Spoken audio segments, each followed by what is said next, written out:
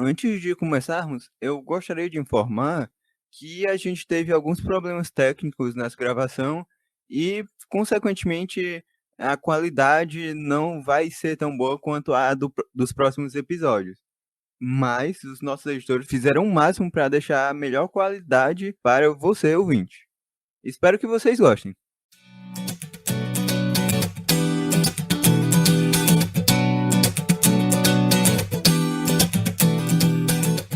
Olá, jovens, tudo bem com vocês? Espero que estejam bem. Eu sou Lusca, divulgador científico e apaixonado pelas belezas do universo. E eu sou o Vinícius Santos, apenas mais um peixinho explorando esse imenso mar de conhecimento.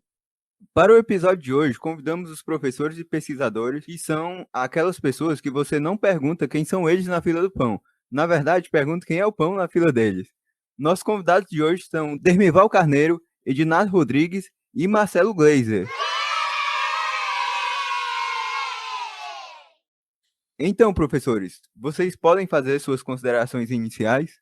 Eu sou Marcelo Gleiser, eu sou um físico teórico formado pela PUC do Rio de Janeiro, com doutorado do King's College da Inglaterra, da Universidade de Londres, e eu trabalho em pesquisa principalmente na área de cosmologia e física de partículas há muitos e muitos anos já. Estou interessado na dinâmica do universo primordial e, fora isso, eu também dedico uma grande parte do meu tempo à divulgação científica, a escrever livro, e fui colunista na Folha de São Paulo por mais de 20 anos, e aqui nos Estados Unidos, onde eu moro, eu continuo também bastante ativo nessa área e, nos últimos meses, com um canal de YouTube em português para ajudar na divulgação científica brasileira. Eu não sou muito leitor de ficção científica, mas eu gosto muito de filmes de ficção científica, principalmente os X-Men.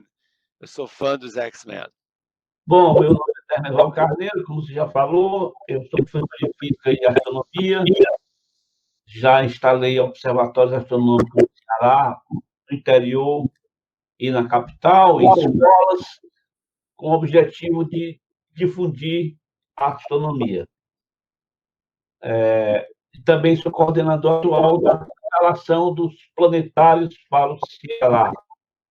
E agora, viu, Marcelo, a novidade, nós vamos ter mais um lá no sul, dessa forma vamos ter uma capilaridade, para não ter que ter uma criança viajando 300 quilômetros de distância para assistir o setor de em Fortaleza. Então, já vai assistir lá na mesma região sul, Sobral já tem o dele. Essa é a minha parte de instalação de planetários, que faz parte da divulgação científica. Eu gosto de filme de ficção também, mas tem uma série que eu adoro, o Marcelo deve conhecer, lá de onde ele mora, que é o NCIS. Usa muita ciência para descobrir os problemas que acontecem na Marinha. Olá, eu sou o professor Dr. Edinardo Rodrigues, sou formado em Ciência Plena, tenho um mestrado em Física, História Acadêmica e Físicas Aplicadas, a Física de Nuvens e Aerossóis, especialidade em descargas atmosféricas, doutorado em Engenharia Elétrica pela Universidade Federal do Ceará, e eu também sou astrônomo amador, responsável pelo Observatório Ferúcio Ginelli, da Seara da Ciência, e também lidero uma equipe de foguetes de combustível sólido, e também sou organizador da Jornada Cearense de Foguetes, e sou fã principalmente de dramaturgia, principalmente das obras de Ariano Suassuna.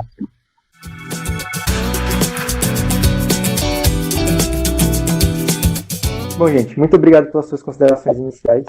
Então, galera, esse podcast é um projeto de extensão do Instituto Federal de Educação, Ciência e Tecnologia do Ceará, que conta com apoio e incentivo da Rede Cuca.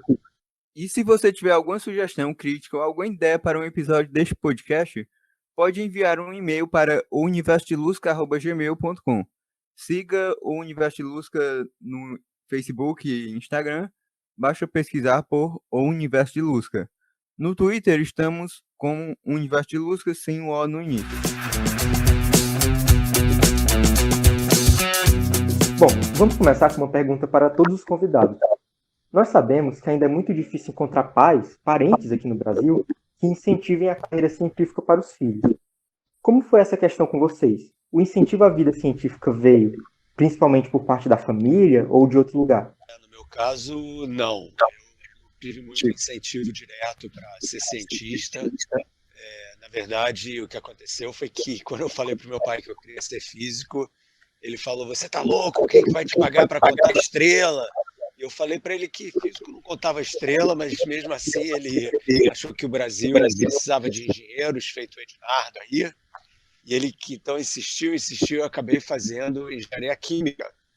Fiz vestibular para engenharia química na UFRJ, e meus 2 primeiros anos na universidade foram engenharia química, mas nessa época eu também ganhei uma bolsa de iniciação científica do CNPq, que é uma coisa que eu recomendo que todos os jovens cientistas façam, porque realmente é muito, muito importante, se ainda existe isso. E nessa bolsa eu comecei a estudar teoria da relatividade com um professor do departamento de física, e aí eu entrei direto na física e nunca mais olhei para trás. E no segundo ano eu transferi da física, da engenharia na UFRJ para a física na PUC do Rio de Janeiro, que na época, estou falando aqui, finalzinho da transição para o início dos anos 80, era o melhor curso de física do Brasil, assim, disparado, era realmente espetacular. E foi a melhor decisão que eu tomei na minha vida. Bom, no meu caso foi algo parecido com o do Marcelo. Naquela época você tinha que ser o advogado, o médico ou o engenheiro, né? Então, a minha família eram 4 homens. Agora, imagine só, eu era o mais velho, tinha que ser padre. Deu tudo errado, né? Deu completamente errado. Mas, assim, eu fui para a engenharia para driblar a família, porque eu queria era física. Aí, o que acontece? O IFC, eu fiz mecânica industrial, aí fui fazer vestibular para engenharia mecânica. E aí, foi quando foi fundada a Unifor, aqui em Fortaleza, e apareceu um curso de física. E o primeiro semestre que tinha, a primeira turma, eles ofereceram uma bolsa. Aí eu, escondido, fiz vestibular, passei numa boa colocação e ganhei a bolsa. Aí a coincidência foi tão grande que eu conheci Rubens de Azevedo. Aí não deu outra, acabou com o negócio de engenharia mecânica, que eu gosto muito da parte de projetos. Todas as montagens equatoriais, azimutais e cúpulas que você vê aqui no estado do Ceará de observatório, foi eu que desenhei e montei com as próprias mãos. E isso me deu uma visão melhor de como montar os equipamentos. Mas a física me encantou, porque eu conheci logo o Rubens, que não tinha formação na parte de matemática e física, mas era um cara que explicava a teoria da relatividade com uma cartolina e um pincel como ninguém. Era uma coisa impressionante. E aquilo me encantou, então fui para a física. E nunca, como o Marcelo disse, também nunca me arrependi. Só que nunca me arrependi, só que também foi um choque. O primo, que era o farol da família, o primeiro a se formar em medicina, um grande médico, um grande cirurgião, com quem os nossos pais, né, se referenciavam e perguntavam, ô primo, o Derneval está fazendo física, será uma coisa boa? Tia Ló, esse rapaz é doido? Porque era naquela época, amigo, no final dos anos 70, acabou que escolher. Né? Física tinha que pensar realmente. Então, mas aí estamos aqui desde então. Houve muita influência do Rubens de Azevedo em conseguir enxergar a mecânica celeste, né, a física, a cosmologia, e estudar essas coisas, precisava da física teórica. Né? Bom, agora no meu caso, Ginardo, eu sou filho de pai carpinteiro e mãe costureira, né? Estudei a vida toda em escola pública e o que me fez ingressar nessa área foram os meios de divulgação, principalmente da astronomia, que se tem em Fortaleza. Tem o Planetário Rubens de Azevedo, que apesar de ser escola pública, não faltou passeio para conhecer o planetário, e também conhecer o Museu da Seara da Ciência. Então, isso foi fundamental para eu entrar nessa área. Né?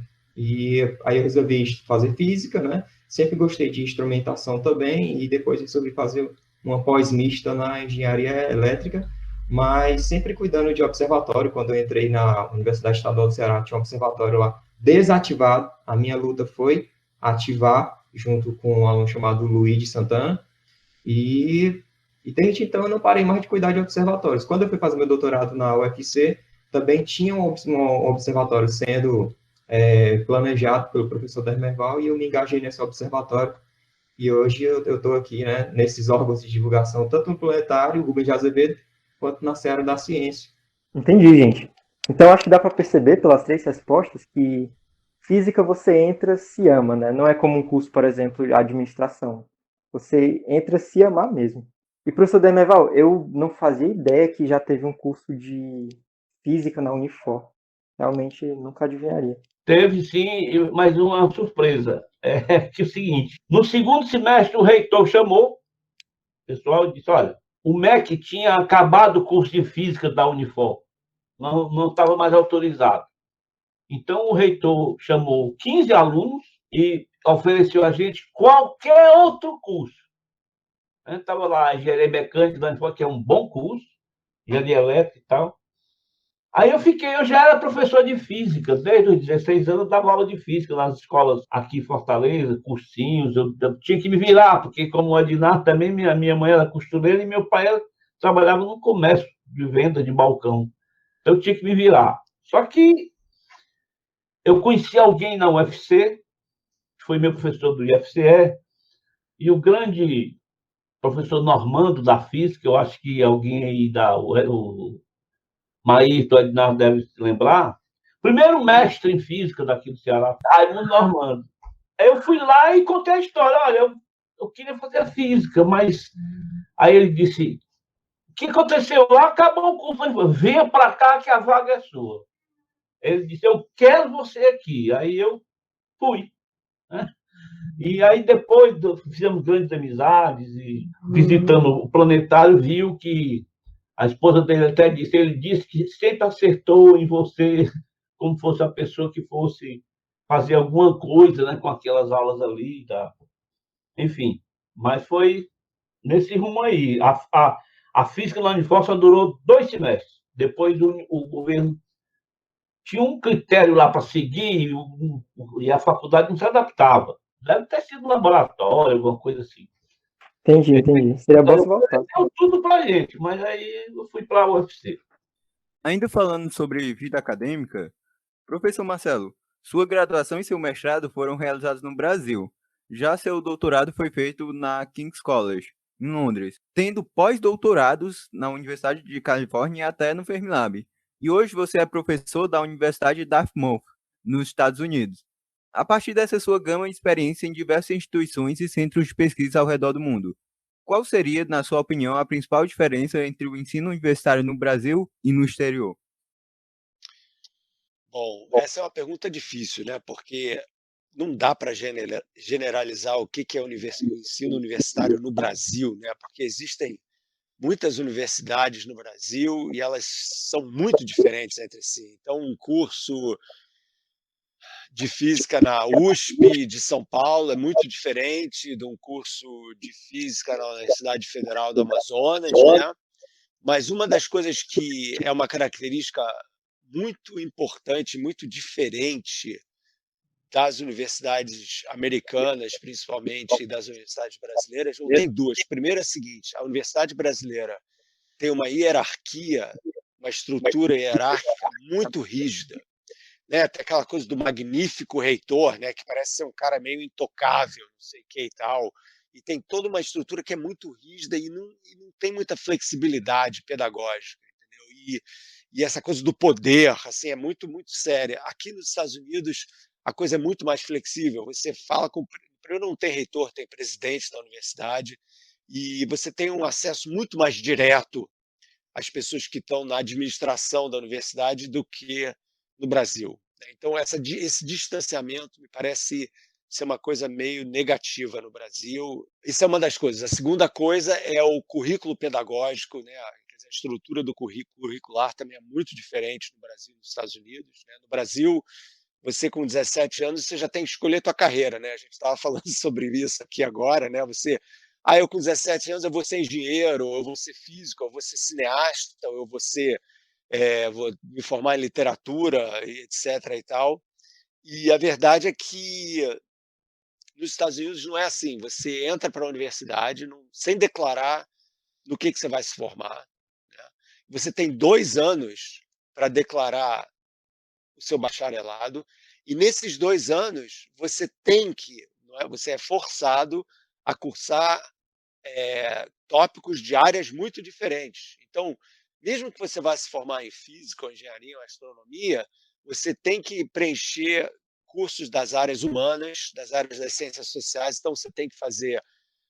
Aí você tem escolhas, você pode fazer filosofia, você pode fazer história do cinema, você pode fazer literatura alemã, entendeu? Tem 1000 opções diferentes. Isso é uma coisa que eles chamam de currículo de artes liberais, que eu acho absolutamente sensacional. Por quê? Porque isso daí dá uma abertura intelectual ao estudante muito importante, para que depois, mais tarde, essa pessoa tenha uma visão de mundo mais ampla do que você teria que se você entrasse. Eu tenho 17 anos, eu vou para a medicina, 6 anos. Cara, isso é uma coisa, né? Não é legal isso, não é uma coisa boa. Né? Então, eu acho essa diferença na estrutura das universidades muito importante, e o meu voto fica com essa estrutura pedagógica mais americana.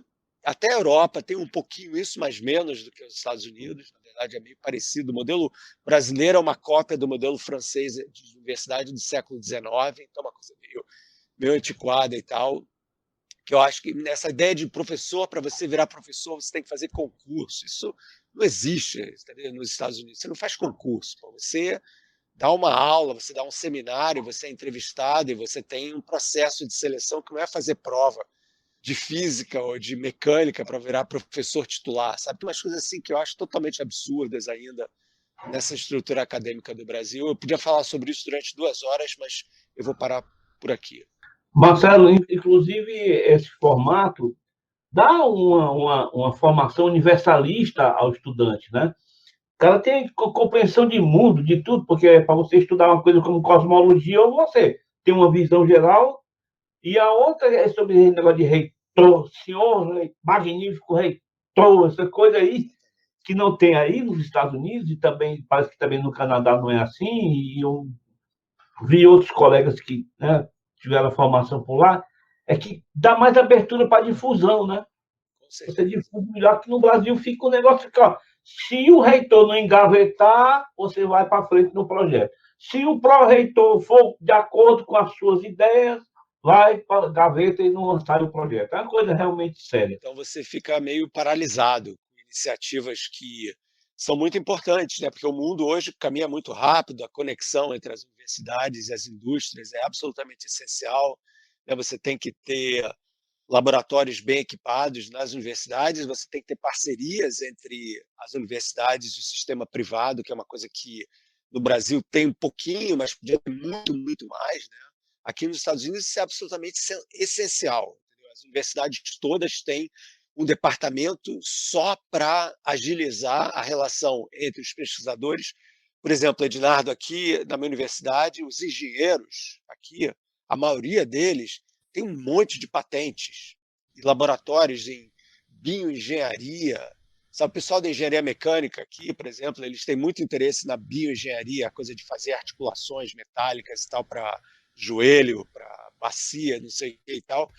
E eles todos têm parcerias com laboratórios e empresas privadas. Né? Então, isso daí agiliza e tem um fluxo de dinheiro muito grande para a universidade, que no Brasil ainda é muito dependente do governo federal, do governo estadual, entendeu? Aquela coisa de, o governo vai cortar a bolsa, a universidade fica completamente paralisada.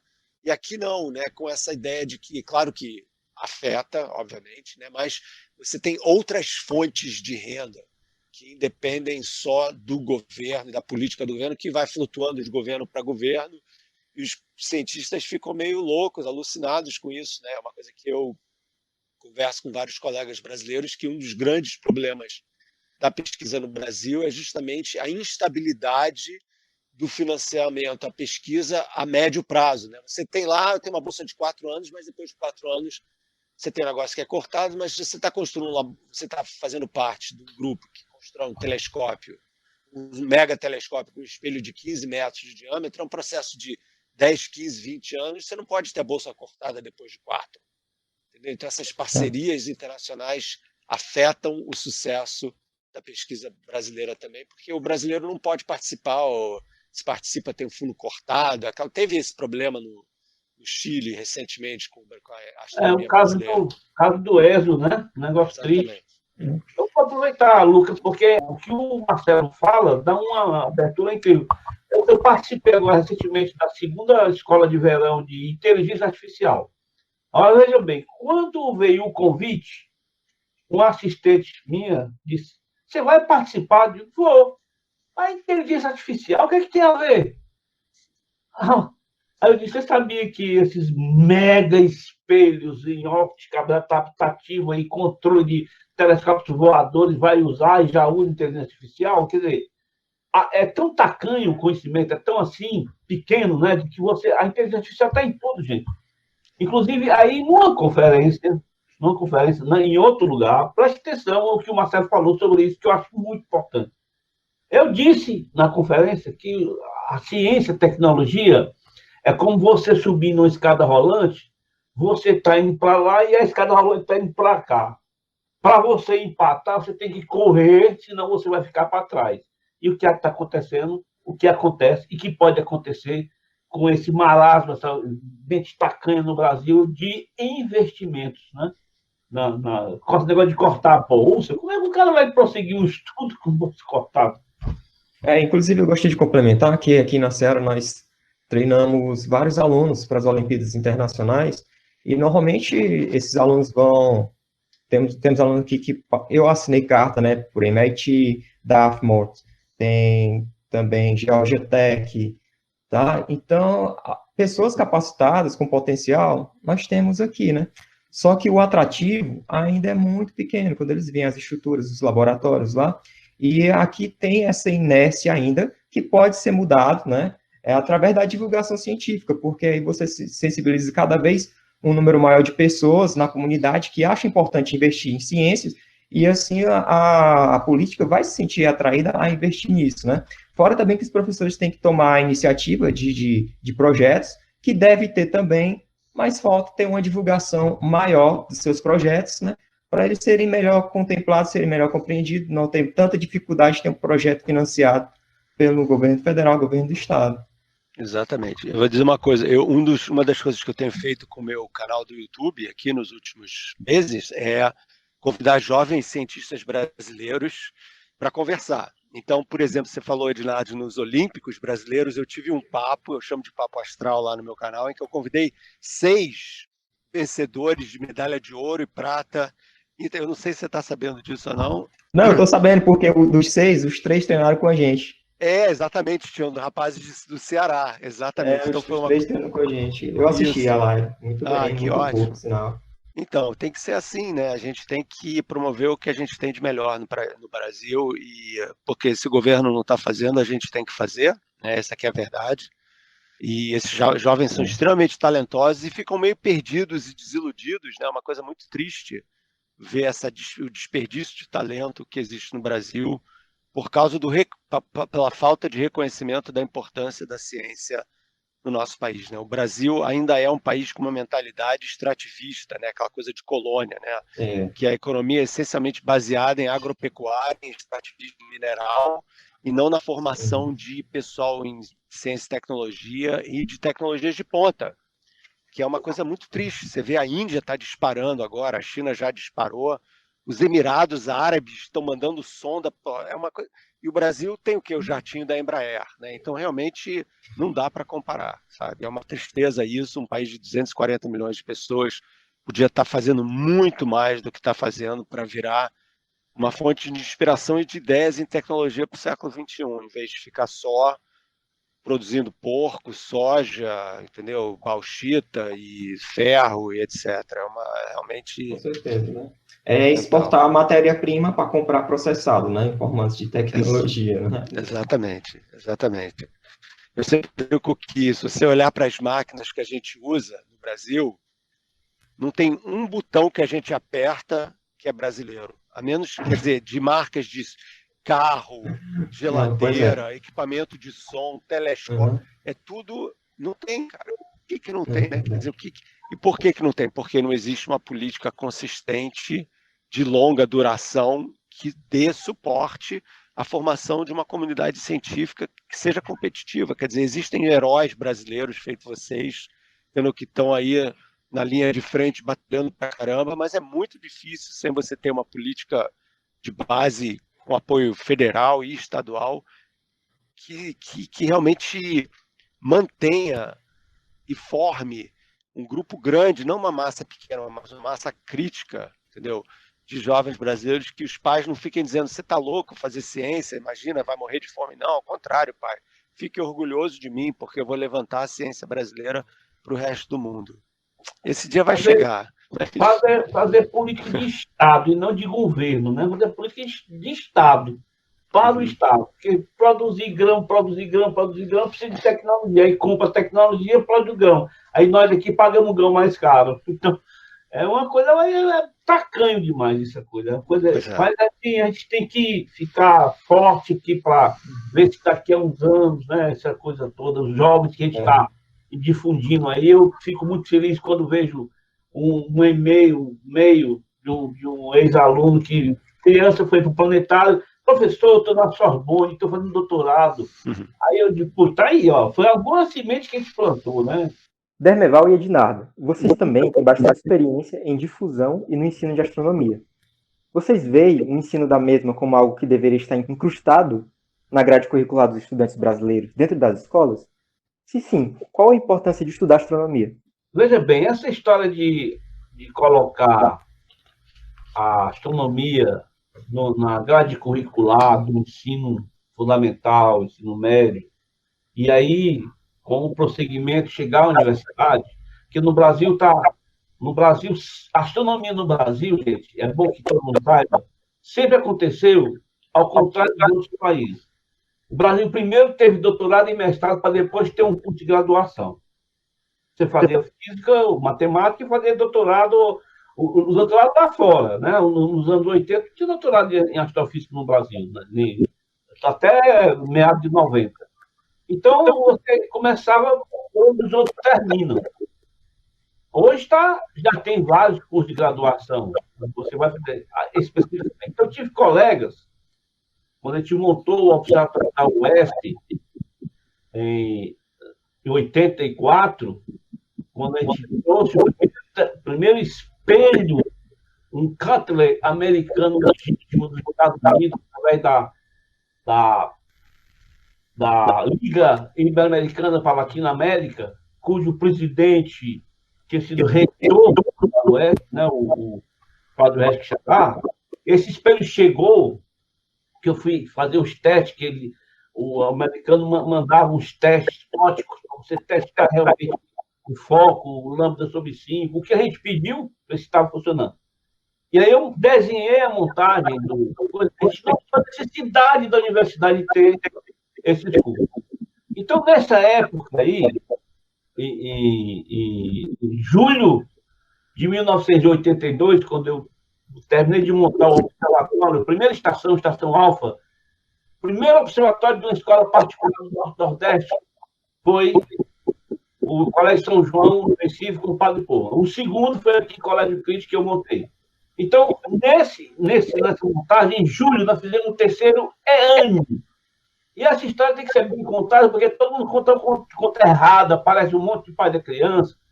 Mas a gente está com essa nova tecnologia nossa, né, desse canal que eu montei, que é a Academia Jônica, que o próximo vai ser com o Ednardo, a gente vai ter um com ele, e com eu vou fazer um contraponto com o Ednardo aqui, o Bosco lá na USP, e o Jean-Pierre Vierlanense lá do Observatório de Estrasburgo, lá.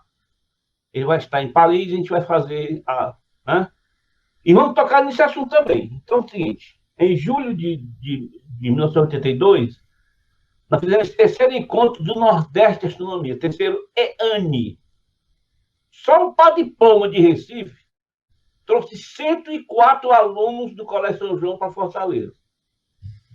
Eu falei com a direção do Colégio Cristo e eu consegui, com meus assistentes, todo mundo tinha uma batinha, eram 7 assistentes, cada um com um departamento. A ocultação de estrelas pela Lua, selenografia, a observação solar, planetas, estrelas duplas, que era o que eu gostava de fazer, estrelas variáveis, cada um tinha um setor. E essa turma, a gente montou esse encontro. Então, o que é que deu? O Colégio Cristo nunca tinha sido astrônomo, coisa nenhuma, mas eu consegui falar com a direção. E a direção toda, em julho, foi para os Estados Unidos, de férias. E o colégio ficou comigo, praticamente.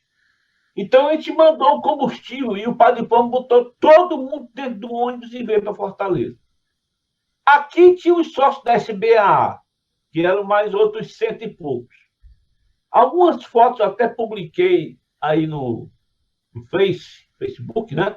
Dessa história do Padre Pombo demonstrando o heliostato lá na quadra, enfim. Foram 3 dias.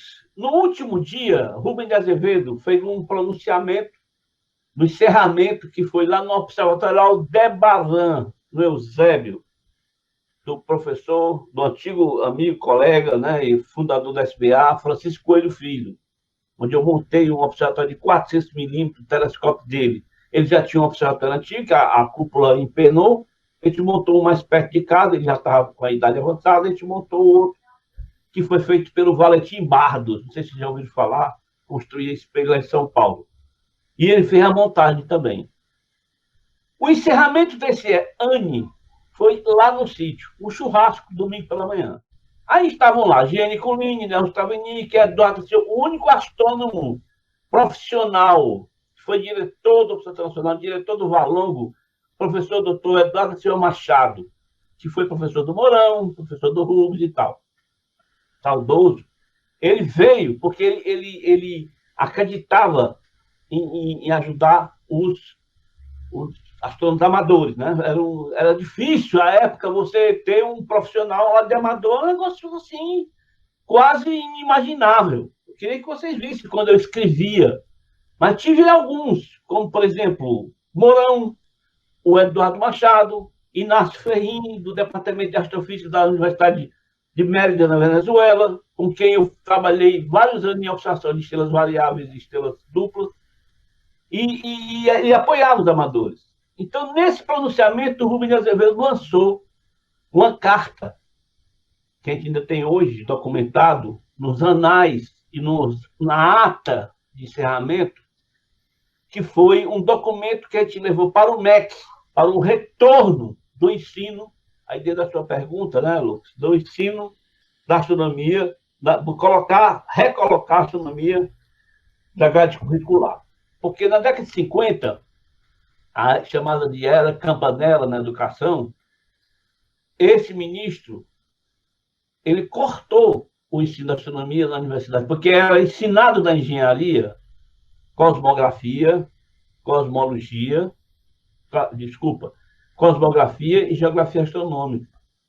De tal modo que você construiu um prédio e não entupia o prédio de ar-condicionado, porque os caras conheciam a cosmografia. A engenharia funcionava ali naquele prédio, tem a reitoria da UFC aqui na Avenida da Universidade, e na outra esquina, onde funciona, parece o departamento de estatística, se eu não me engano, em frente ao MAUC, né? Em frente à arquitetura, e do outro lado da 3 de Maio, em frente ao Centro de Cultura Alemã. Na esquina era o da engenharia, e se ensinava a geografia astronômica, posicionamento e tal. Tinha cadeira de astronomia no curso de engenharia. E também se ensinava cosmografia no ensino médio. Eu vi no Colégio Municipal Figueira Lima, onde eu fiz o ensino, que hoje a gente chama de ensino fundamental, o 2, né, que na época era o ginásio, que terminava na 4ª série, eu vi na estante da biblioteca compêndios de geografia astronômica, só que não se ensinava mais aquilo. Esse ministro cancelou, cortou. E o Rubens fez esse documento para se levar para o MEC. Esse documento foi assinado por várias pessoas e foi levado para o MEC, foi enviado para o MEC. Nessa época tinha que protocolar aqui, daqui o protocolo ia para Brasília, e o tempo passou e nunca se teve um posicionamento acerca do retorno. Então, das duas, uma. Ou você ia lá no MEC, pegava o papel e mostrava para frente do ministro, nós queremos isso aqui, ou a gente ia fazer o ensino a nosso modo. Mas essa parte aí era meio perigosa, nós estamos falando de 82. Tá? você não podia se aventurar muito, não, porque tinha gente de olho em você. Então, o que a gente fez? SBA, cursos de astronomia popular, e propagar isso para as escolas.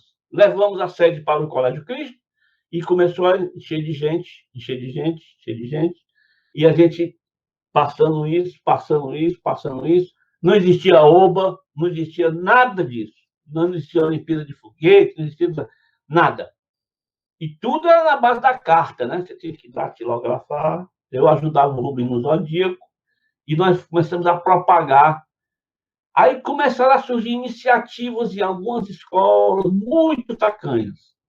Aí veio, né? Depois eu montei o observatório lá no Tianguá, montei o observatório em Limoeiro do Norte, os reitores que me acompanharam na UES, como o Cláudio Regis Chadar, Perípedes, e o outro que eu esqueci agora o nome, que autorizou o Observatório de Limoeiro do Norte, que lá tem a faculdade Dom Aureliano Massa, que é ligada à UES, né? E isso aí deu uma abertura para que a gente começasse aos pouquinhos. Então, essa parte de retorno do ensino, aí deu uma pausa, só esses cursos. Depois veio a primeira notícia que eu tive, assim, vamos dizer, boa, foi em 2005, foi em 2006, quando o professor Maírto, pode me lembrar aí o nome, lá da UFC, o Ednardo, me convidou para dar aula de astronomia no curso de física, porque ele tinha, como tinha carência, né? Não havia professor. Ele mandou a grade todinha, primeiro semestre, segundo semestre, e eu pincelei, troquei algumas coisas, foi aprovado. Na hora que ele disse ok, eu fui convidado para uma outra ação e me proibiu, porque ele queria 3 dias por semana e eu não podia, então não fui, mas foi ele mesmo, parece que deu essas aulas. Na época, o professor Evangelista foi coordenador lá da FIT, também me convidou para voltar para o na UFC. Essa coisa vem de longe, né? Mas tudo com muita dificuldade. Hoje a gente já tem aí uns avanços, mas, assim, alguns planetários no Brasil fazem educação formal. Porque é assim, você tem que ter muito cuidado com essa parte da pedagogia. Não é dizer que está dando aulas numa escola pública para a OBA que está dando aula de astronomia na grade curricular. Não é isso. Para que a gente atinja um objetivo maior, tem que ser educação formal. Então, educação formal. Alguns planetários, o nosso é um dos pioneiros aqui em Fortaleza, que faz educação formal, não formal e informal. Muita gente pensa que informal e não formal é a mesma coisa. Não é. São coisas didaticamente, pedagogicamente diferentes. Então, aqui a gente faz como? Para que eu tivesse assim, um documento, uma força, chegar na Secretaria de Educação e falar, eu tive que montar o esquema. O aluno vai para o planetário, assiste a chamada de aula específica. Como é isso? O colégio telefona, olha, eu queria agendar minha turma. Aí a assistente lá no planetário. Qual a turma? 6ª série, 7ª série. Tá? Qual é o tema? A gente está vendo estações do ano. Então, a gente chegamos a montar umas 60 aulas específicas. Eclipse, estações do ano, fase da Lua, movimento de um dos astros, e por aí vai. Formação do sistema solar, galáxias, né, universo e tal. Aí o aluno assistia 15 minutos com o planetarista, explicação daquele tema, e depois a sessão de 25 minutos. Ele ia compor os 40 minutos. A astronomia, ela deve ser incluída na educação básica, primeiramente como uma forma complementar. Ela não pode ser obrigatória, até mesmo porque não há profissionais que deem essa formação, não há profissionais suficientes que deem esse tipo de formação. A Olimpíada Brasileira de Astronomia tem sido uma forma de ingressar, né, como uma atividade complementar. Muitas escolas públicas e particulares já implantam isso, mas tem que se disseminar mais ainda, né, para depois no futuro, quem sabe, em alguma série, quem sabe no 9º ano, ser uma uma atividade muito mais incentivada nas escolas. Talvez ainda não como obrigatória, mas que os alunos vão precisar escolher, vão precisar optar por atividades complementares, porque muitos têm aptidão para astronomia. Pode ser robótica, pode ser música, né? Mas essas atividades são extracurriculares, né? Pelo menos que se insiram como atividades extracurriculares, como forma de Olimpíada, né? E a importância de se estudar astronomia, quando você vai estudar astronomia, você se aperfeiçoa em matemática, se aperfeiçoa em geografia, se aperfeiçoa em história, se aperfeiçoa em física. Tem um universo todo dentro da astronomia e você pode trabalhar coisas de cada disciplina e você pode condensar tudo. E o aluno pode se desenvolver muito, pode aprender sobre orientações, pode aprender sobre a origem do universo. É algo realmente muito gratificante, muito curioso, que desperta muito o interesse de muita gente. Agora, falando sobre o período escolar, como foi esse período de escola para vocês, professor Ednardo e Demival? Vocês sempre foram alunos nota 10 ou não? Eu tive um problema sério, até os meus 7 anos eu não juntava o A com o B. Era uma espécie, não se chama de dislexia, mas é um déficit de atenção. Não adiantava eu assistir a aula, que a pessoa falava lá e eu estava lá, depois da turma, eu não conseguia me concentrar bem nas coisas, eu era muito interativo, então voava. Até que alguém olhou para mim diferente, uma pessoa delicada. Aí foi quando eu fui aprender as 4 operações e escrever direito tudo. Já para eu não tive essa. Depois, já do ensino fundamental, eu comecei a me engraçar pela ciência, né? E já no colégio municipal tinha laboratório para cortar fio, levar choque, ligar lâmpada acolá, acender acolá, explodia uma acolá, dava choque junto acolá, e a coisa. Então a gente acabou fazendo dessa forma. Eu também não fui sempre uma aluna nota 10, né? E na verdade eu dei muito trabalho quando criança, também muito hiperativo, dificuldade de concentração, mas sempre gostei de mecanismos. Eu não podia ver um botão no elevador que eu queria apertar, né? E sempre fui muito curioso, mas para ter atenção mesmo em sala de aula, eu só fui despertar lá para a 7ª série, né? Que eu também tive o apoio dos familiares, que as minhas 2 irmãs mais velhas, eu sou mais novo, davam reforço escolar e eu percebia que eu tinha um desempenho um pouquinho melhor do que os alunos que elas davam, né? E era justamente porque elas me ensinavam e tinha aquele apoio familiar, tinha alguém para ensinar as matérias, né? Então eu tirava 7, 8, 9, 10, né? Mas a partir mesmo, meu interesse mesmo, o gosto mesmo, a partir da 7ª série, que ainda era série, e foi uma coisa interessante que eu passei justamente quando mudou, né? Eu passei da 7ª série para o 9º ano, né? Justamente teve essa transição.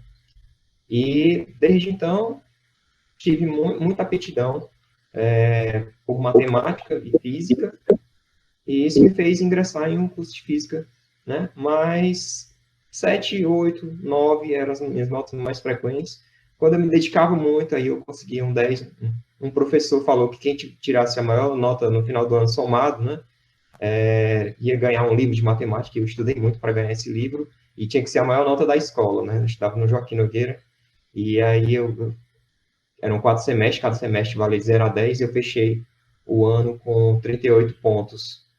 Né? Então, quando eu me dedicava bastante, consegui tirar, mas o importante é manter uma média, né? No meu caso, né, assim, teve algumas consequências meio. Por exemplo, a professora dizia os pontos cardeais. Tinha que tirar os pontos da seus 6, 7 anos de idade, né? Alfabetização por aí. E a professora dizia: você olha para o norte, nas suas costas está o sul. Aí eu levantava a mão, professora, onde é o norte? Aí ela disse: para fora. Então eu vivia para fora da sala de aula porque eu fazia perguntas que não estavam dentro da aula dela.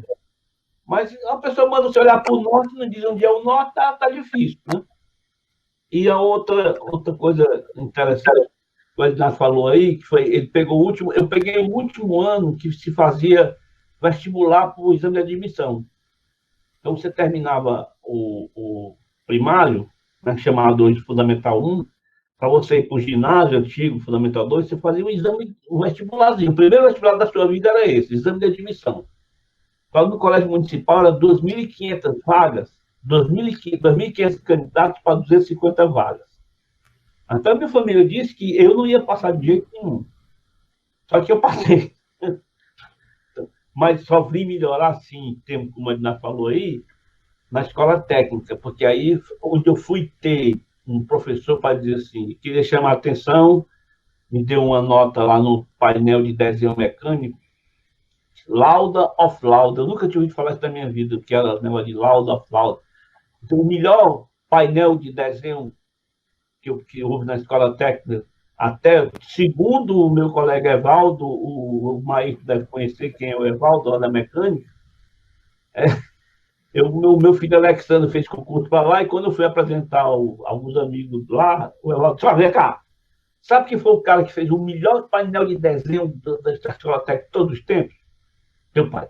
Sabe que fez a melhor fresa, né? No corte, em uma genagem dentada cônica? Seu pai. Aí eu digo, pare com isso, porque senão você vai obrigar o menino a ser também alguma coisa desse tipo. Mas foi os únicos prêmios que eu ganhei na minha vida, isso aí para mim é prêmio Nobel, comparado com o resto, não foi grande coisa, foi essas grandes coisas, não. As conquistas foram a base de fazer as coisas, de estudar, de ver mais iniciativas pessoais.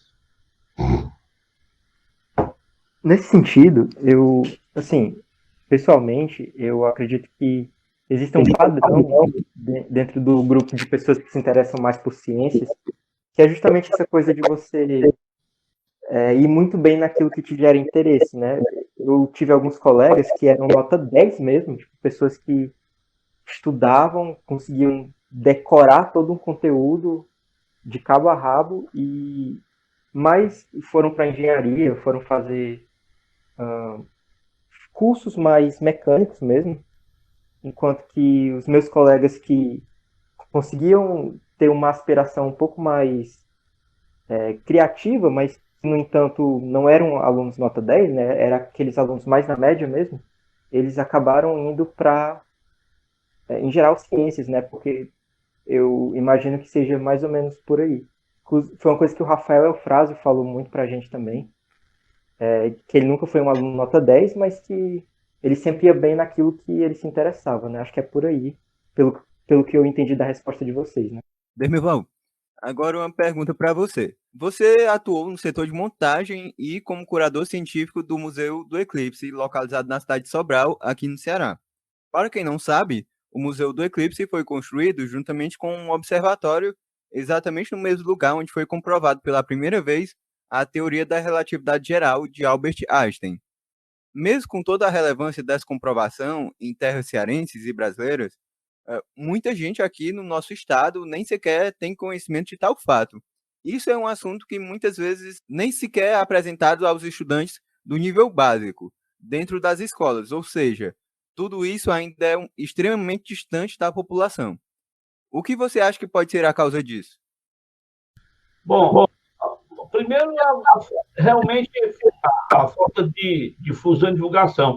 Isso é uma coisa que durou muitos anos, né? Eu comparecia lá em São Paulo desde os 70 anos do Eclipse, financiado pelo diretor do Colégio Cristo. Eu ia para lá todo final de semana fazer pesquisa de um monumento que os ingleses teriam deixado. Depois descobri que nunca deixaram coisa nenhuma, não tinha. Então, até surgiu um cara chamado Cid Gomes, que foi prefeito, e me chamou para montar ser o curador científico da parte científica do museu. E o Roberto Calvão, o curador científico, o curador artístico da parte da direita do museu. Quem olha para a igreja, o lado científico é o lado esquerdo, o lado direito é a parte artística, que era a exposição Curvatura da Luz. Então, eu falando com o Cid, que foi o irmão dele, ele, o Ivo, foram meus alunos da física, disse, por que você não vai para o Observatório Henrique Maurício? Porque se não fosse o Maurício, a totalidade do eclipse, gente, também aconteceu em Lima, no Peru, que é uma cidade muito maior do que Sobral. Graças ao Maurício, que era o diretor do Instituto Nacional, então o CID topou. E uma correção também, viu, é que ali, na parte do patrocínio, não foi ali que foi medido. Foi no Campo Derby. Ali foi montada a comissão brasileira. A comissão inglesa estava mais na frente, mas é considerada a Praça do Patrocínio. Então, meu sonho era colocar o complexo, museu, observatório, planetário. E foi concluído, né, com o centenário. O planetário a gente inaugurou em 2015, mas foi a convite dele. E a falta, eu briguei muito com isso, pedi a ele. E o CID colocou dentro do currículo escolar. Todo aluno de Sobral aprende o que é que eu vi lá. Ele montou, é o único espaço museológico do mundo alusivo ao famoso eclipse, comprovação de relatividade. Não existe museu sobre isso em outro lugar do mundo. Mesmo em Princeton, lá onde o Einstein tem um monumento, lá na Ilha do Príncipe, na Geórgia, tem agora, recentemente, botaram uma coisinha lá, mas do tamanho, com a importância, com a expressão de museu e tudo, é lá em Sobral. E, a partir daí, de 1999, quando a gente montou o museu, a gente começou a espalhar essa história pelo estado todo. E eu usei o planetário para isso. Em 1999, foi instalado o planetário em Fortaleza. 99, o CID era prefeito. Nós inauguramos o planetário aqui em abril e o Museu da Eclipse em maio. Foi uma loucura. Eu estava à frente dos dois. Era alemão aqui e montando lá. Eu cheguei aí para Sobral 2 vezes num dia só. Negócio de doido. E 10 anos depois veio o Ano Internacional da Astronomia, né? Só que ele não era mais prefeito. Ele era governador. O que é que ele fez? Fiz um projeto para mudar o planetário daqui e levar um para Sobral. E aconteceu o que você está vendo hoje. Mas a difusão, realmente, ainda no Ceará, tem muita gente que não sabe. Mas nós tínhamos muita ajuda também de fora, viu? O Reinaldo Carvalho da SAB, o Edinardo e o Maicon participaram ativamente desse processo do centenário, viram, né, lá a divulgação. Fizemos um EREA, onde o Edinardo também participou lá comigo, ajudou lá na montagem. E a gente, o Kepler, que eu trouxe aqui umas 4 vezes, o Maito também pegou para uma Fromicro, né, uma vez, eu acho, e eu levei o Kepler também para Sobral, mas no dia 20 de janeiro de 2009, no Ano Internacional da Astronomia, o Kepler, daquele tamanho, lá em Paris, a presidenta da IPS, International Planetary Society, junto da presidenta do IAU, da União Internacional de Astronomia, foram falar sobre o eclipse, que vinha o centenário pela frente, aquela coisa toda, blá, blá, blá. E ela falou na Ilha do Príncipe. Aí o Kepler levantou a mão e ele peitou as duas para 3.000 pessoas nesse grande palco lá em Paris, no lançamento do Ano Internacional de Astronomia, dizendo, ó, a comprovação foi feita em Sobral e está no meu livro. Aí mostrou o livro dele que ele ia lançar e tal. Então, isso começou, né? Teve realmente uma grande ajuda. Da Seara difunde isso muito. A Seara me ajudou muito no Museu do Eclipse. Aquele globo lá, não é nada, aquele globo da Terra lá, tem um lá em Sobral e outros equipamentos de projeto CNPq que a gente faz para a Seara, junto, monta também para Sobral. Enfim, tem essa... Isso ajudou bastante. Mas eu diria que com esses novos planetários, ainda, e com a ajuda de vocês, né? O Edinardo, o Maíto, a Oba, a coisa de foguete lá com o Emerson, certo? Tudo isso aí ajuda, né? A disseminar cada vez mais para os cearenses a importância daquele espaço lá. Marcelo, nossa próxima pergunta é envolvendo um assunto que muito intriga os físicos e também os curiosos, a matéria escura. Esta é, para quem não sabe, uma forma de matéria que não interage com a matéria ordinária e é percebida apenas por meio de efeitos gravitacionais. Então eu lhe pergunto, é verdade que a matéria escura passou a ser importante no universo há 5 bilhões de anos? Bom, então, vamos falar um pouco sobre matéria escura. Quer dizer, ela interage com a matéria normal, né, a matéria que é feita de átomos, a matéria comum, através da gravidade. Isso é uma interação, né, ela só interage através das outras forças, né, o eletromagnetismo e a força nuclear forte e fraca. E a gente sabe que ela existe porque, como ela tem uma atração gravitacional, ela afeta a matéria que a gente pode ver, as galáxias, etc. E com isso a gente pode inferir que existe uma espécie de matéria que aparentemente é invisível, mas que está circundando todas as galáxias e aglomerados de galáxias também. E a gente também pode inferir quanto de matéria escura existe no universo, e em números redondos é mais ou menos 25%, um pouquinho mais, em torno de 26%. E a questão fundamental da matéria escura é que matéria é essa, entendeu? O que ela é, né? E essa que é a pergunta que continua em aberto há mais de... Na verdade, a primeira pessoa a inferir a existência da matéria escura foi um astrônomo chamado Fritz Zwicky, que com certeza o Dermerval deve ter ouvido falar nele, porque ele é incrível, foi incrível. Na década de 30, ele já falava sobre a ideia de que o movimento de galáxias nos aglomerados ocorria com uma velocidade muito maior do que deveria se houvesse apenas a matéria luminosa.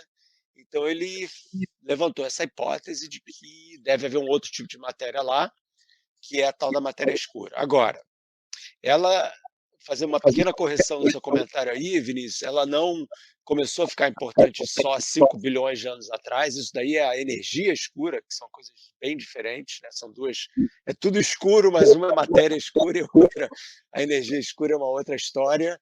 E a matéria escura não, em princípio ela sempre foi ativa desde o iníciozinho lá do universo primordial, e aliás é por causa dela, segundo os modelos atuais, né, do modelo padrão da cosmologia, é por causa dela que as galáxias e as estruturas de larga escala foram feitas.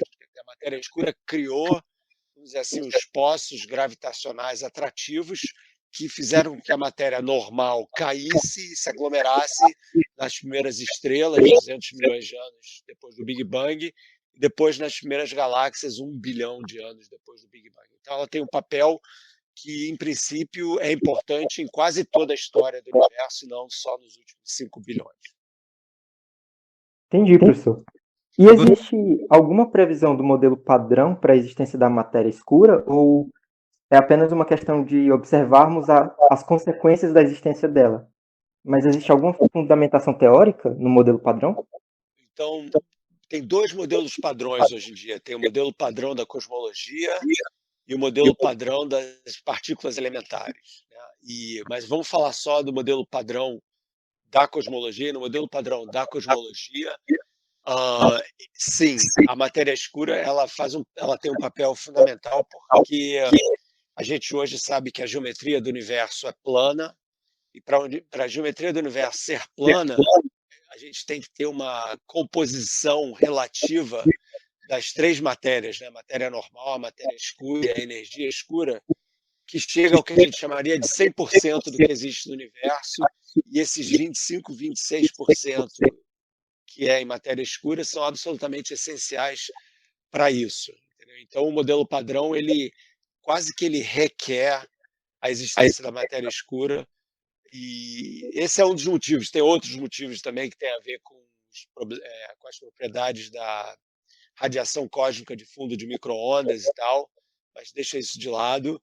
Mas então, para responder a sua pergunta, sim, o modelo padrão requer a existência da matéria escura, inclusive não tem muita saída, porque a gente tem evidência com relação a ela, que tem vários tipos de evidência diferentes. Existem fenômenos gravitacionais chamadas lentes gravitacionais, que é como que a luz é desviada pela curvatura do espaço, e a gente pode inferir a existência da matéria escura em torno de galáxias e aglomerados de galáxias devido a essas distorções da luz que a gente observa com telescópios e tal. Então, não tem muito jeito, e muita gente tentou falar que não, mas não é matéria escura, é a teoria da relatividade que não está funcionando, tem que consertar a teoria do Einstein, mas essas suposições, infelizmente, não parecem estar funcionando. Realmente parece sim ser um tipo de matéria, só que a gente não tem a menor ideia de que tipo de matéria é essa no momento. Entendi, excelente. Dermerval e Ednardo, O que vocês consideram ser o maior desafio para os astrônomos e pesquisadores em astronomia aqui no Brasil? Bom, um dos maiores desafios é nós temos que voltar para o projeto do ESO, do Observatório Europeu do Sul, participar lá ativamente das operações do ALMA, do VLT, tá? Podemos também construir um telescópio aqui no Nordeste do Brasil, é de extrema importância também, mas nós devemos primeiramente voltar para a cooperação com o ESO, tá? de financiamento, e temos já telescópio de pesquisa aqui no Nordeste, né? Mas no Ceará, em específico, nós não temos. É um desafio que nós estamos tentando fazer, eu e o professor Dermerval, aí, quem sabe, projetos futuros.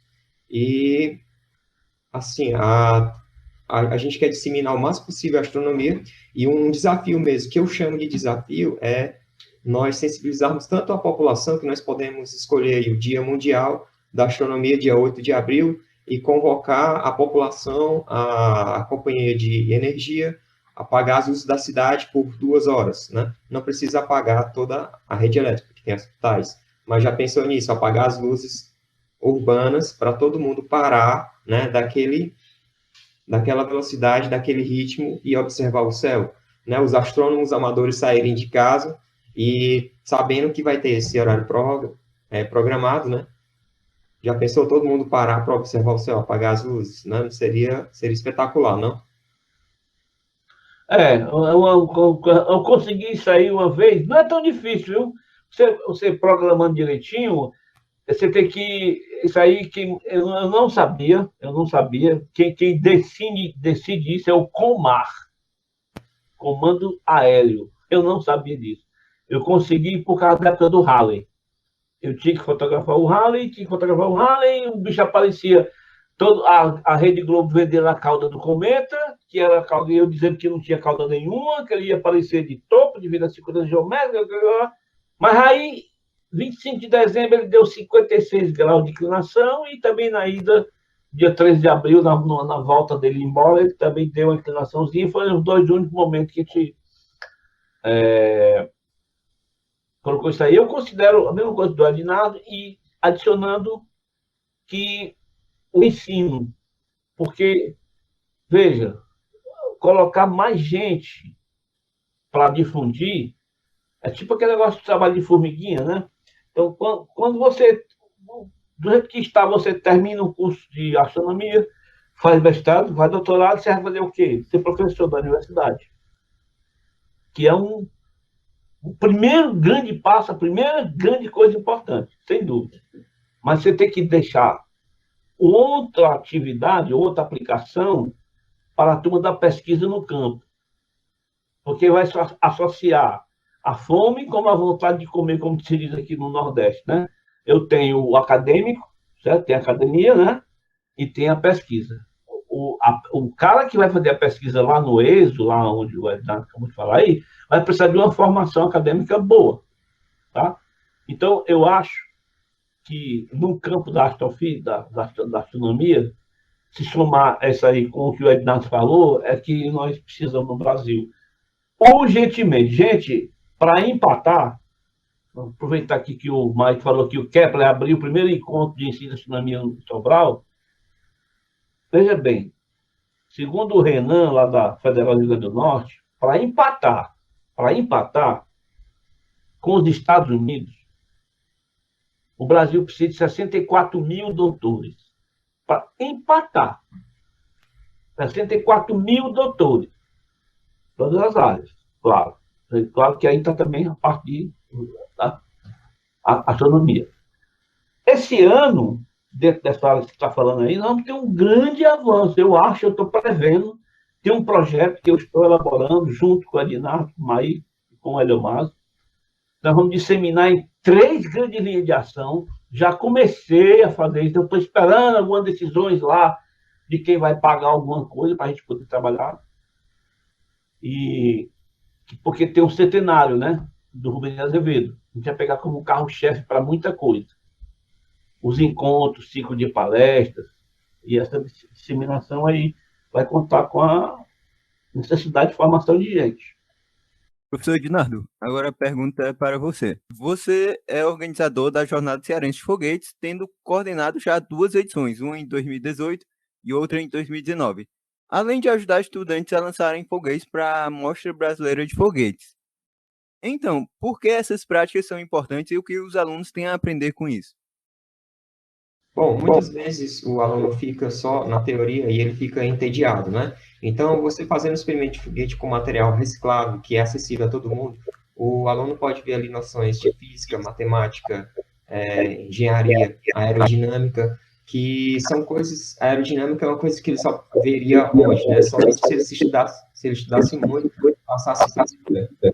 Mas aí a gente traz essa proposta acessível a todos os alunos da escola pública particular, do ensino fundamental e médio, né, para os alunos desenvolverem essas atividades. E a Jornada Cearense de Foguete, ela tem sido um grande encontro dos estudantes do Ceará. Nós esperamos voltar e em breve a gente estará com novidades. Já tivemos alguns resultados dos alunos que a gente ajuda a fazer foguete. A gente ensina aerodinâmica, ensina a mexer em impressora 3D, né? E aí esses conceitos já vão ser utilizados em um projeto novo que foi aprovado pela Agência Espacial Brasileira, que nós vamos desenvolver na Série da Ciência, em parceria com o Instituto Federal do Ceará, e aí com o professor Múcio, e também com o Departamento de Teleinfo, tá? E sempre com o apoio do professor Dermeval, no Planetário na Disseminação, nós estamos fazendo aí um foguete de combustível sólido, né? E a gente fala assim, existem já modalidades, tá? A OBA está criando uma nova modalidade. Quando você fala assim, combustível sólido, nossa, será que não é perigoso, né? Eu acho muito mais perigoso no ano novo os alunos se arriscarem soltando fogos de artifício, bombinhas, tá? Com acompanhamento de um tutor, não se torna perigoso, de pessoas experientes, e a gente está aí com esse novo projeto agora para fazer um foguete que alcance de 1 a 3 quilômetros de altitude, e vamos conseguir, porque temos uma assessoria muito boa. O Observatório da Ceará, por exemplo, isso aí em 2009, quando eu fui convidado para participar daquela comissão lá, a Comissão Nacional, éramos 10 para o Ano Internacional da Astronomia, né, que a ONU definiu, né, o 2009 e tal. E aí o professor Augusto Daminelli me convidou a participar dessa comissão. Éramos 10, eu, Kepler, Canali, o Daminelli, o Jaime Fernando Vilas da Rocha, do Valongo, né? Vários outros. E nessa comissão foi que ficou definido, né, que o CNPq iria lançar editais, né, para astronomia. E a FUNCAP aqui, nossa FUNCAP, que é uma das FAPs aqui do Ceará, com quem nós temos que prezar muito, porque é que está mais perto da gente chegar com o Pires e pedir um dinheirinho para fazer o que o Ednardo quer, por exemplo, o foguete, justificando o cara que é presidente da FUNCAP, não é um burocrata, ele é um professor da universidade, o cara da inteligência artificial, o cara tem visão. Então, eu quero fazer um justo crédito, porque é o seguinte, 2 anos antes, o MEC e o CNPq fizeram um encontro com 120 professores do Brasil inteiro. E nós fomos convidados na Ceará. Eu, o evangelista, o Dedé, né, o professor evangelista, Marcos Vale e o Cleuton Freire. Nós fomos para essa reunião para o retorno do ensino e, no caso das ciências que já eram ensinadas, a melhoria. Então, o evangelista ficou com o Cleuton Freire na parte da física, o Marcos Vale com a parte da química e biologia, e eu ia ficar com a astronomia, desenvolver a astronomia aqui, né, no ensino. Então, 4 dias de reunião lá no MEC. 2 anos depois veio esse ano internacional com a concretização disso daí. E aí veio o edital 64/2009. Eu elaborei 2 projetos, um para o Planetário e outro para a Ceará. O da Ceará eu fiz junto com o evangelista, com o Dedé, que eu incluí um observatório. O Dedé pincelou o projeto todo, e hoje eu considero o evangelista um dos grandes motivadores e incentivadores da difusão da astronomia aqui também. É tanto que ele aqui excedeu a construção do observatório, ele me chamou para... Nós tínhamos inúmeras reuniões, Esse pessoal da UFC, da parte de construção, né, muito burocrata, o cara é uma coisa terrível. A gente, com o dinheiro para fazer, tipo, vamos supor, 75% lá foi dinheiro nosso do CNPq, né? A universidade construiu, né, os pilares ali e sob a nossa orientação, mas assim, eu acho que a gente tem que dar o crédito a também o evangelista, porque o Arinaldo não precisa dar crédito nenhum, a gente está vendo o dia a dia dele, o trabalho dele impressionante lá, que é um cara.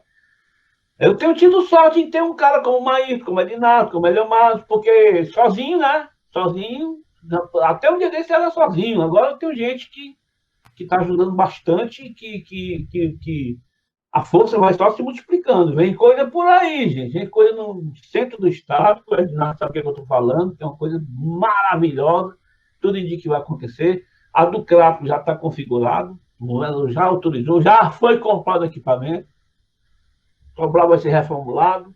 Tudo está dentro do Lucas falou aí sobre esse negócio da difusão, do ensino, da experiência do Ednardo, que ele está fazendo. Mas eu fiz a interrupção para dar o crédito para o professor evangelista. Interessante você pensar que o quanto essas iniciativas pontuais, por exemplo, do professor Ednardo na seara da ciência, do Eliomásio, todas essas iniciativas, do professor Dermeval e tal, aqui em Fortaleza, fazem com que a gente tenha realmente um polo de, por exemplo, alunos na OBA, pessoas tendo resultados incríveis, e é uma coisa que a gente não vê em todo o Brasil, uma coisa engraçada. Em Fortaleza realmente se sobressai nisso. Vocês são do IFCE, não é? Eu saí do IFCE já. Já, mas você foi de lá. Isso. Vocês sabiam que em 2007 eu fui convidado para montar um observatório do IFCE? Sério? O reitor é muito amigo de infância, há 30 anos, é como irmão. Aí, tá, vamos fazer, fizemos um projeto, não deu certo. Aí vem de novo. Vocês sabiam que aí vem. Essa iniciativa do GEPAC também tem que ser dado, né? O crédito ao Maí. É muito importante, porque já está no prelo aí um projeto de um observatório para o IFCE. Uhum. Em cima da montanha, para fazer pesquisa no campo de astrofísica do infravermelho. Não, é dentro da cidade mesmo, mas, amigo, é aí que está a semente, né? Com certeza. Aqui é Olha, nessa época, eu vou falar de cátedra. Fui aluno, dei aula lá no IFCE, numa parte de um assunto lá, parte mais ligada à tecnologia mecânica. Depois que eu fui para fora, não continuei nem nada, enfim. Mas, assim, era inimaginável você chegar para um reitor do IFCE, que não era reitor, certo? Era diretor, e pedir um observatório. Nessa ideia não passaram na cabeça de ninguém, isso é doidice. Agora nós já estamos aí com um projeto via Maírto, via Nizomar, via IFCE, que eu acho que vai dar certo. Tivemos algum progresso, né? Agora, como? Essa turma toda, né? Todo mundo junto aí, pensando pelo jeito. Se você perguntar ali na Síria, achar vai dizer que vai ser uma maravilha. Se você achar que ele ajeitou o observatório da UES que estava parado, porque realmente a teimosia lá foi grande contra mim e contra o Rubens, foi uma teimosia inexplicável. Até perto da cúpula, o Ednardo vai lá e. Entendeu? Tem que ter pessoas, né? Para poder prosseguir.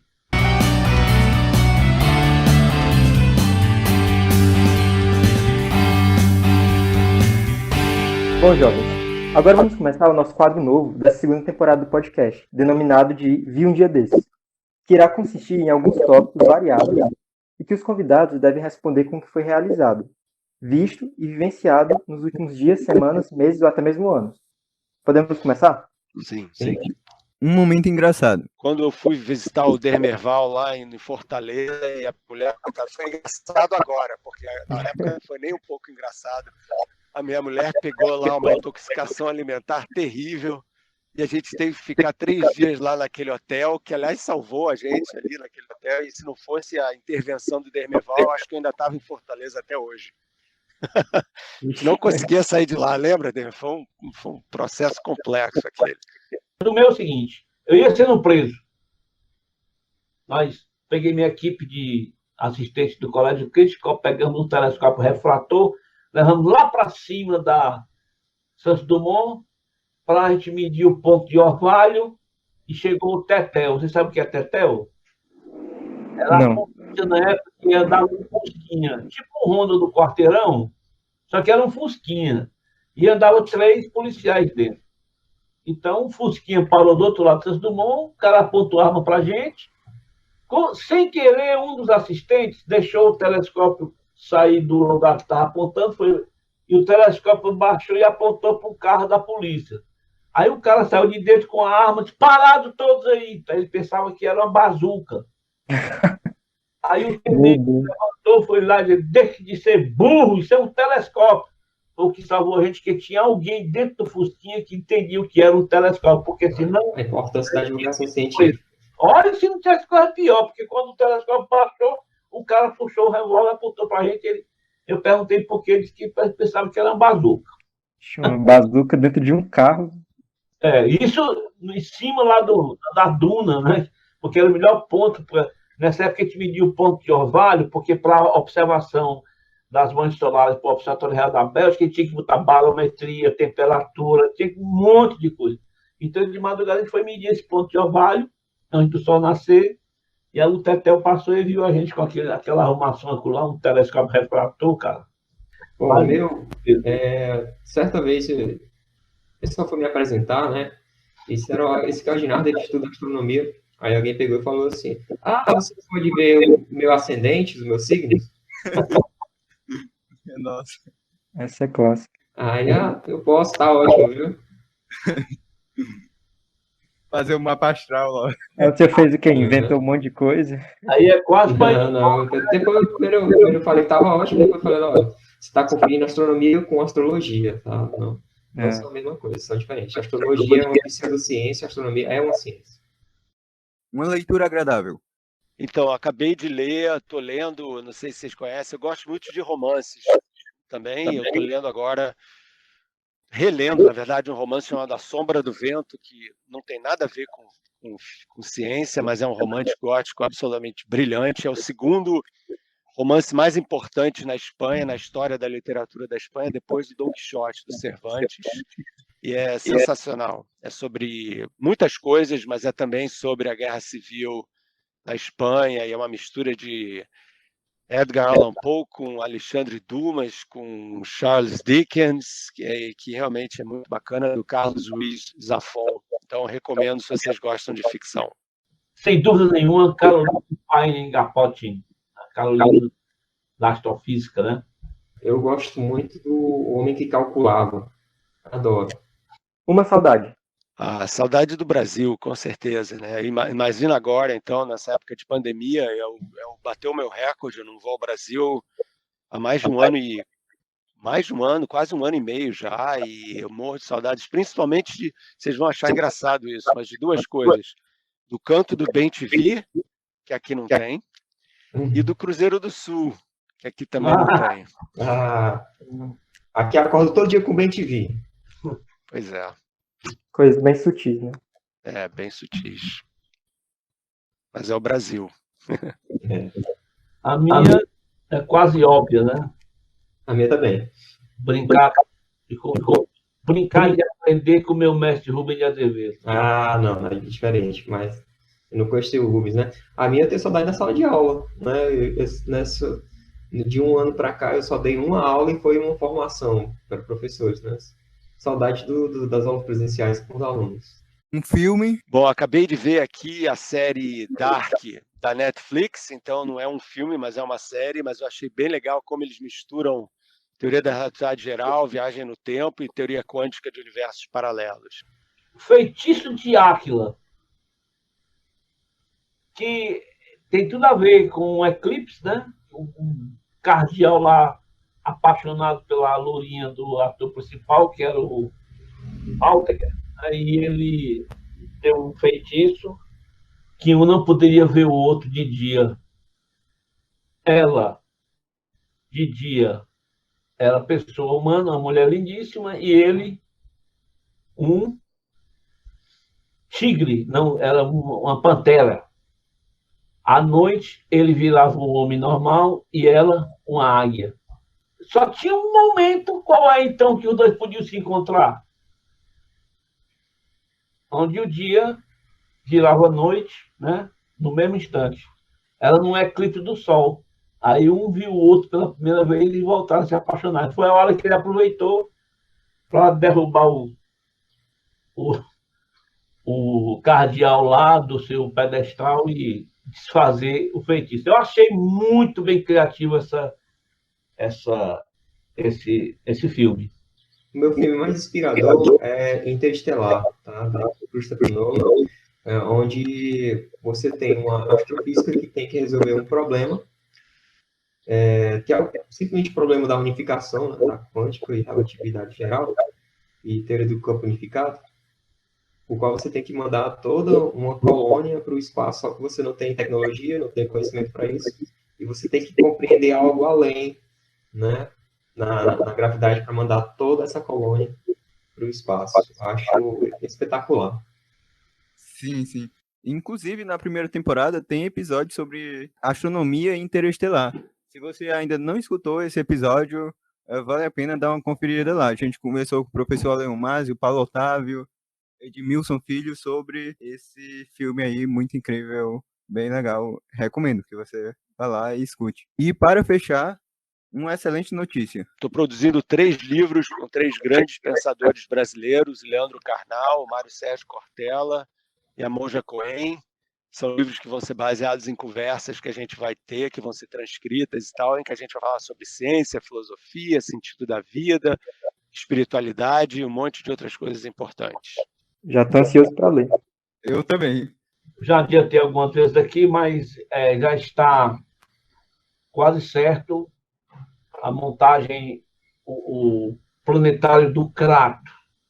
A obra já iniciou. Isso é uma grande notícia, porque até você ter a obra iniciada, não adianta ter equipamento.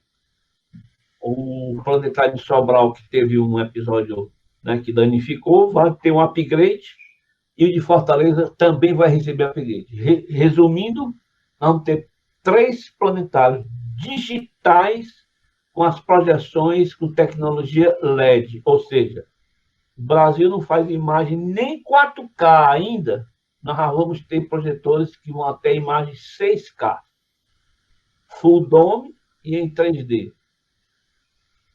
Em breve, este ano, já teremos Sobral e Fortaleza, e acredito que em 2022 é o tempo que termina o prédio, vamos ter o do Crato. Eu já tenho em um novo projeto que a gente não pode divulgar, mas eu não gosto de falar antes que o pessoal que assina o cheque assine. Mas o Edinaldo foi quem me apresentou a ideia de uma amiga. Tivemos uma reunião com essa arquiteta e é um projeto belíssimo que eu acho que vai chamar turistas do mundo inteiro para uma região aqui no Ceará que já é famosa por outros aspectos. Eu acho que vai descer disco voador de tudo quanto é lugar por lá. Bom, como o professor Damerval falou, tem esse mega projeto aí para o interior do estado, o interior merece, né? Em breve, a curto prazo, nós teremos a reabertura da Seara da Ciência, claro, programado, né? E vamos ter 2 exposições para astronomia. Uma é uma sala temática com maquetes, com material de baixo custo, de satélites ou espaciais, né? A história da conquista espacial, né? Maquetes bem simples. E um outro é o Salão do Telescópio, onde nós temos alguns telescópios de astrônomos renomados cearenses que nós vamos colocar para expor. E assim terminamos com muita leveza e satisfação nosso primeiro episódio da 2ª temporada do podcast O Universo de Lusca. Eu gostaria de agradecer a todos os convidados. Muito obrigado, Ednardo, Demerval e Marcelo, pela disponibilidade e colaboração de cada um de vocês. Foi uma grande honra gravar este episódio com vocês. Gente, queria agradecer também a toda a equipe que trabalha para fazer esse projeto acontecer. O roteiro, por exemplo, foi elaborado pela Maria, e tivemos a consultoria do professor Maírton Cavalcante. Conheça um pouco de todos nós, do podcast, em ouniversodelusca.blogspot.com, na seção Equipe. Esse é só o primeiro episódio da nossa segunda temporada. Desculpem mais uma vez pela qualidade. A gente fez o máximo para deixar bom, mas infelizmente a gente teve problemas técnicos na gravação e não foi possível deixar tão bom quanto. Mas fiquem atentos que estão vindo muitos outros episódios fechados de ciência por aí, viu? Então, professores, para terminarmos, vocês poderiam fazer suas considerações finais? Agradeço a oportunidade. O Marcelo Gleiser é um cara da mais alta importância no que diz respeito a esse trabalho de difusão. Ele sempre me foi muito solícito, toda vez que eu já trouxe o Marcelo aqui 3 vezes para cá, uma especificamente para o Planetário, o Maíto acho que participou dessa vez, depois das feiras do conhecimento. E para você ter uma ideia, eu ontem conversei com ele, ele está lotado, porque nessa época, né? Lotado de lives no mundo inteiro, gente, no mundo inteiro, o mundo inteiro. Esse trabalho de vocês, eu considero da mais alta importância para que tudo que a gente conversou aqui aconteça, é preciso veículos como esse de vocês, que eu acho que o Ednardo vai dar todo apoio, mas também, quando eu puder. Desculpe em algum momento que eu não possa, porque realmente não dá, mas toda vez que eu posso, o pessoal sabe que eu fico à disposição e vamos em frente. Gostaria de agradecer o convite, Lucas, ao Instituto Federal, a Senhora da Ciência, que eu estou representando aqui hoje, que me dá a oportunidade de comandar esse observatório projetado pelo professor Dermerval, professor Evangelista, que é o Observatório Astronômico Nelly, Senhora da Ciência. E agradeço também à FUNCAP pela minha bolsa de incentivo à divulgação científica.